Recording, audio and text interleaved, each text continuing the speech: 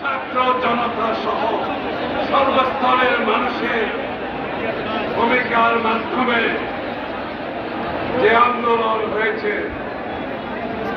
সেই আন্দোলন বাংলাদেশের রাজনৈতিক চিত্র বদলে দিয়েছে। বাংলাদেশের যদি সেটা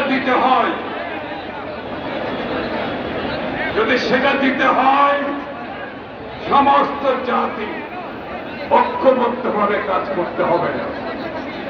আমাদের মধ্যে কোন রকমের অনৈক্যের সুযোগ থাকবে না। আমরা সকলে অনুধাবন করতে হবে, এই যে নতুন বাংলাদেশের যে পথ তৈরি হয়েছে, সেখানে সকলের কথার প্রতিফলন করতে হবে, সকলের চিন্তার প্রতিফলন করতে হবে, সকলের ভাবনা তার প্রতিফলন সৃষ্টি করতে হবে। ইতিমধ্যে সাবধানতা অবলম্বন করতে হবে। বন্ধুগণ, সাবধানতা ইতিমধ্যে আমাদেরকে কঠিনভাবে এই যে বর্তমান যে পরিবর্তনের চিত্র জনগণ প্রত্যাশা করছে,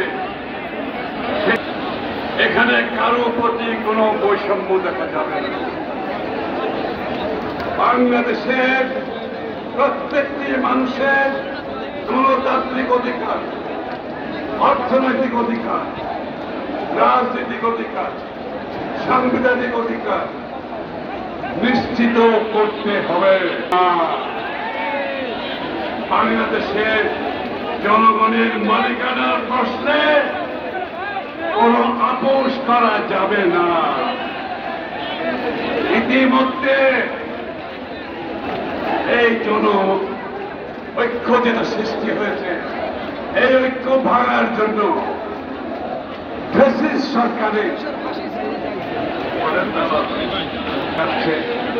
আপনাদেরকে সাবধান থাকতে হবে। কোন ধরনের আইন শৃঙ্খলা ভঙ্গ করা যাবে না, কোন ধরনের আক্রমণ করা যাবে না।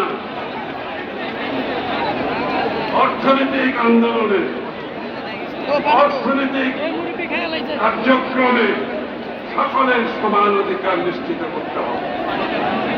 সকলের সমান অধিকার নিশ্চিত করতে হবে। সংখ্যালঘুদের উপর কিংবা যারা পশ্চাৎপদ বাংলাদেশে নাগরিক